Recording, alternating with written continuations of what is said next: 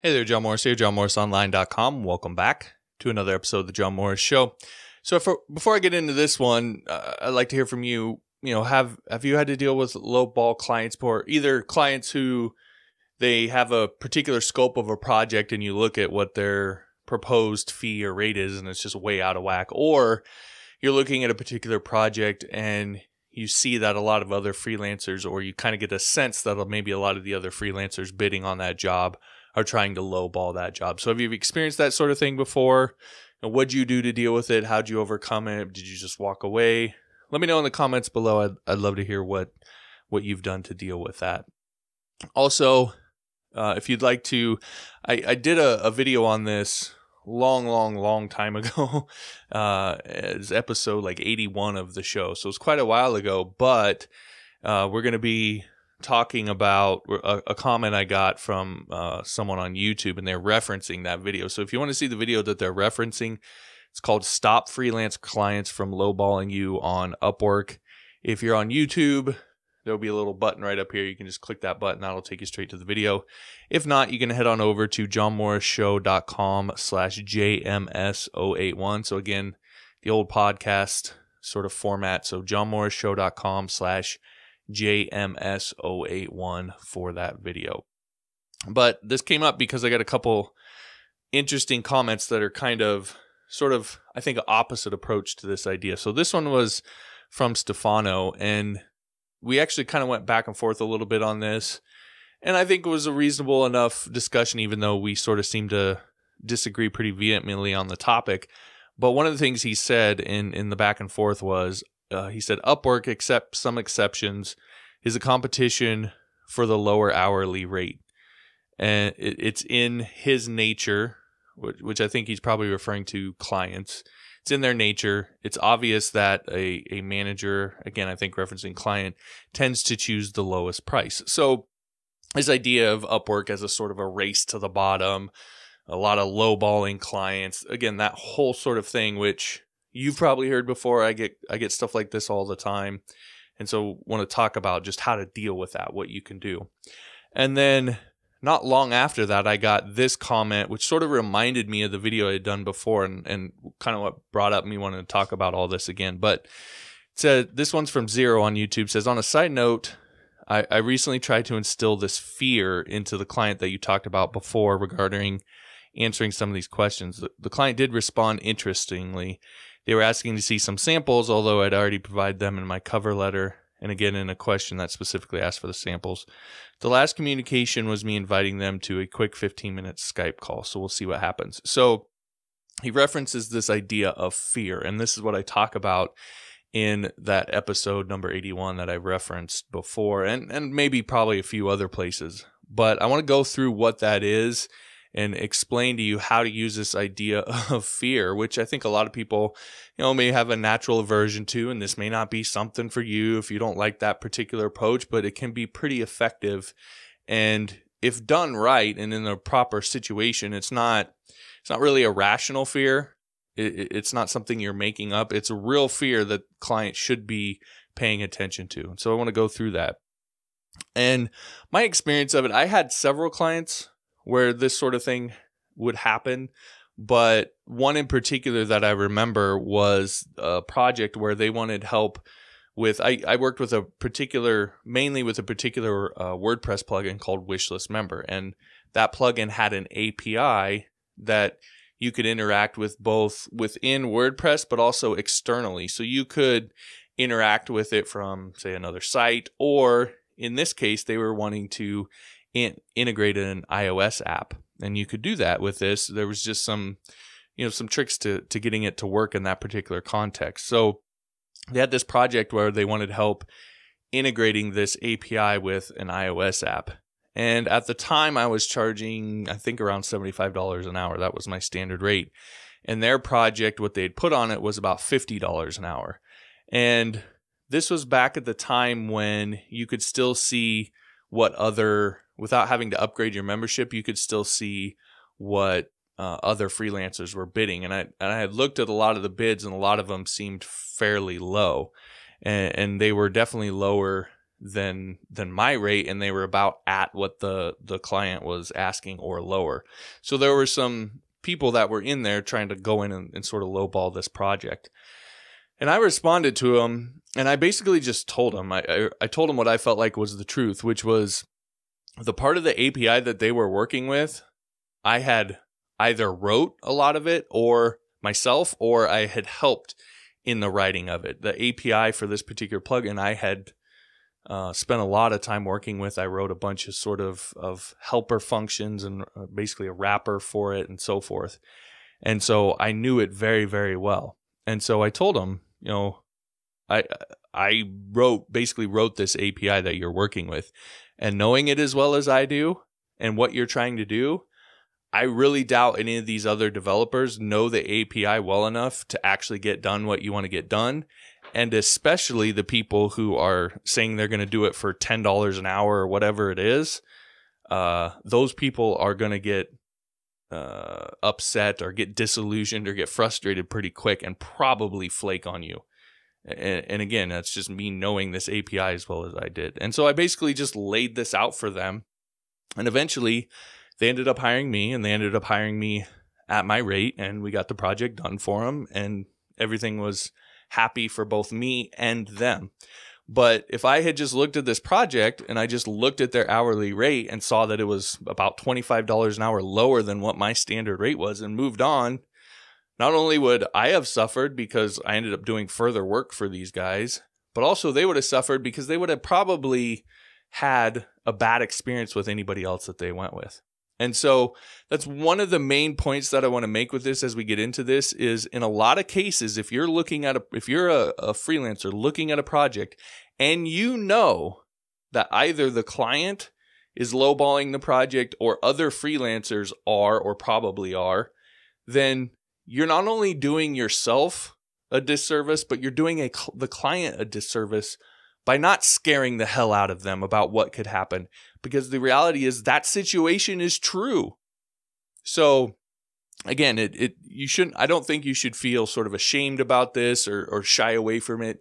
Tell them the truth. And the truth is if they go with someone who's lowballing or they continue to lowball the project themselves, they're probably going to run into a lot of headaches. So I sort of developed a way that I dealt with this, and you can sort of pick and choose the projects you do this on. Not every single project you see where it's being lowballed do you need to do this, but when you do, I think there's sort of a set process you can follow to deal with this. So that's what I want to talk the bulk of this about, is sort of the steps to follow. So this is how to deal with a lowballing, in my opinion. First off, and in my experience, first off, you need to point out the elephant in the room. The first thing you need to say when you respond is bluntly say to them, look, your rate or the fixed price that you have for this project or the bids that I'm seeing generally from other freelancers, they're just way too low. That's just the bottom line. So that's the first thing. You need to bluntly state that, because that's sort of going to get their attention and get them. That's sort of the hook that you need to get them to actually read the rest of what you're saying. You don't want to dance around it. You don't want to beat around the bush. Just say it flatly and plainly. Point out the elephant in the room. Second, you need to tell them why, right? So you need to explain in detail why this is out of whack, because they're not just going to believe you. And it has to make logical sense to them. So you have to explain it to them in a way that makes sense, which of course means that it has to be true. So you're not going to go around every project and just make stuff up. That's not going to work. This isn't a tactic. This is more of a principle about how you approach your interaction with clients. And when you see something out of whack, you say something, and that can actually lead to you getting hired, or at the very least, saving that client a bunch of headache, which they'll appreciate and could help you down the line in terms of getting hired as well. But there's sort of three main whys or main reasons why something tends to be out of whack in my experience. So the first one is scope. I think this is obvious, but sort of the scope to fee ratio is just way off. What they're asking you to do and what they're charging or saying they're going to pay for it is just nowhere close. And what you explain to them, if that's the case, is that, look, good developers are going to look at this, they're going to understand it's out of whack, and they're just going to pass by. And so what you're going to be left with is developers who sort of are a little more desperate, or freelancers are a little more desperate, freelancers who are willing to take a little more on, or are maybe new and don't understand that the scope is out of whack. You're going to be putting yourself in a situation where you're dealing with a freelancer who's not as experienced, not as maybe capable of completing the project as you would want them to be. And you can tell them, look, you can do that, but you have to understand that that's the risk, and just point that out to them. So that's the first one. The second one is authority. So this is sort of what I relied on with the scenario I just explained to you, with the situation that I explained to you that happened with me. It wasn't that the scope was necessarily out of whack. It was that I knew that particular system really, really well. And I mean, I probably knew that better than maybe anyone out there because of how much work I had spent doing it. And so I had the authority in the situation. I could say, look, I'm the expert on this. They're not. And here's why. Here's why nobody else knows this as good as I do. And so, sure, you could, pay for less for somebody else to do it. But if you want to have the number one authority on this particular thing helping you do this, then I'm your guy. And I'm worth that extra price. So, it's particularly effective in a situation like what I described, where it's something where what they're trying to do isn't common or standard. It's a little more unique, maybe a little more advanced. And they have a bunch of people bidding on that job that are sort of more just general sort of developers who really have no idea what they're about to get into. That's when this is most effective. And then the last one that I used a lot was access. So I have access to something that nobody else does. And I've talked about this before, but I use this a lot in particular after I built the membership site for Michael Hyatt. I had a lot of people who, he's really well-known, famous blogger, so forth. So I had a lot of people contacting me who wanted sort of a clone of that. Well, the price I charged for it wasn't the amount of hours I was going to work. It wasn't how good of a developer I was. It wasn't any of that. The price I charged for it was based on the fact that I was the only person in the world that had written that code, that had access to that code, that could give them access to it. And so the price that they paid wasn't for hours. It wasn't for expertise even. It was for access. So that's another reason why you can use to say why stuff is made to be out of whack. So those are sort of three main ones. There's obviously going to be plenty of others, but you need to explain to them logically why the price that they're wanting or what their other freelancers are bidding on it is out of whack. Once you do that, then you need to go into this idea of fear that was mentioned. And essentially what you're doing here is telling the truth of the situation. Once you've explained all this and why something is out of whack, now you need to take it further and say, here's the problem with that. Here's why this is a risk for you. Here's what can happen and how you will suffer if you continue down this route, if you hire someone who isn't really a good fit for this project because you're more focused on price. And you really need to describe explicitly what can happen and sort of put the fear of God in them. And what you want to do is you want to scare them out of their focus on price and their sort of belief that they tend to have an intuitive sense. You'll run into two, either people who have no clue or people who know. They know full well that the price that people are bidding is way too low and they're just trying to get away with it.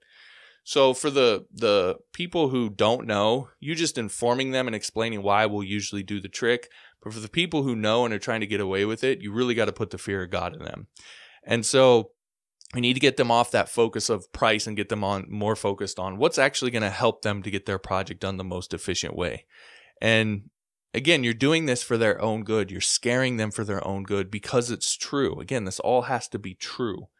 So I don't think you should feel too bad about doing this because ultimately you're trying to help them. Then the next thing is just sort of a straight up tactic that works really, really well. And you're just going to leverage the cliche. And we all know the cliche. We've probably heard the cliche 100 times. But after you've kind of gone through this fear part, you literally put the line, and you can just copy this word for word. You don't have to think about this at all, but you put the line, it's as the saying goes. If something sounds too good to be true, it probably is. You just need to put that cliche out there, because whether it's true or not, right? We could debate that. A lot of people believe it is. And so when you've gone through this whole process and then you put that cliche line in there that if they already believe that, it just reinforces. It's sort of like a built-in kind of confirmation bias. They already believed it, so now they'll take and assume that that's true about everything that you just said. It really just puts the icing on the cake. So just explicitly put that line.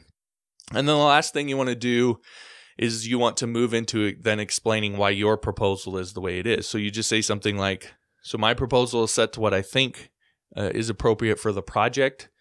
And whatever you do, don't fall for the trap of the lowest bidder, and make sure you analyze everyone that's bidding on your jobs. And taking that approach, finishing off that way, it sort of leads into your proposal and them looking at your proposal, but also helps it to try to come off a little bit more as just general advice. Like whatever you do, don't fall into this trap or whatever. It sort of makes it come off more as advice and less sort of sales pitchy, which can help. So that's basically the process. Now, some things to consider with this. First off, it's not foolproof. It's not going to work on every project. It's not some magic bullet that you can just drop into every project you bid on. It's very specific projects where there's legitimately something out of whack. And even in that case, some clients will look at it and go, you know what? I get that. I don't care. I'm going to continue this route anyway. And they're going to have to learn the lesson the hard way. So be it. You've done what you could. But the thing about this is it's going to open you up to some projects that you might not have otherwise thought that you could bid on.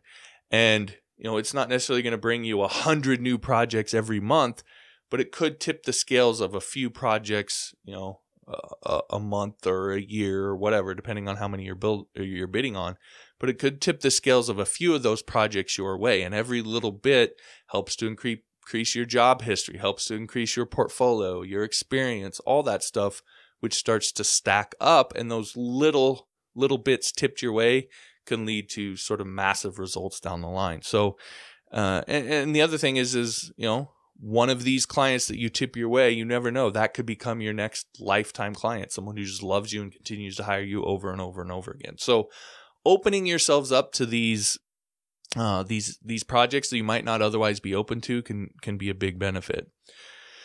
The other thing you have to be careful of is, or realize, is that some clients are going to get pissed, right? They're just going to get mad that you've done this and pointed it out to them. And I think that's a good thing, because, and you should, any client who responds to you angrily, you should actually respond and pursue that client, because the state of mind that they're in when they're upset is the state of mind that you were trying to create by pointing this out in the first place, right? You were trying to instill some fear, and fear, when people accept it, makes them angry. So if they're angry, that's a signal to you that they've accepted what you've said on some level. And so now you don't just let that go. They're on the hook. Now you follow that up and pursue it and say, hey, look, I'm not trying to make you mad or do anything like that. I'm just trying to point out the reality. I'm trying to tell the truth. Whether you hire me or not, I just wanted to tell you the truth about your particular project. And if you sort of take that approach to it, a lot of times those clients that respond angrily, you can actually get hired by. And a lot of times those clients will turn into the ones that become more long-term clients because they appreciate your honesty. The last thing is sort of leads off from that, is the way that you know that this is worked is if they respond, no matter how they respond, right? So this isn't some magic bullet that they're going to respond and just say, oh, you're hired. That's not the way this works. All you're trying to get is a client who may have looked at your bid and saw, like mine, it was $25 an hour higher than everybody else's. In most situations, the client's going to look at that and not even open it. They're just going to brush by it. But instead, now what you've got them to do is not only look at it, but respond to you. So if they respond to you, that's how you know that this particular tactic works. So, Again, it's not a magic hire me bullet. It's just a opener to a conversation is to get a response from them. Now, if you're like me, you might be wondering, hey, wouldn't it be great if I didn't have to worry about all this? If you had so many clients chasing you that you could just sort of pick and choose the best ones, and you didn't have to worry about trying to too much persuasion and so forth. Well, about a year after I started on freelancing on Upwork, that's the situation I found myself in. I was getting so many job invites, I had to turn off my availability because it was starting to hurt my profile. That starts to work against you and can actually lead to you getting banned now, I believe, if you don't respond to a certain number of jobs that you're invited to. So I had to turn off my availability to keep that from happening. And it wasn't because I was some genius or like the greatest developer ever or any of that. All it really came down to was I stumbled on a series of blog posts, which are now deleted. It was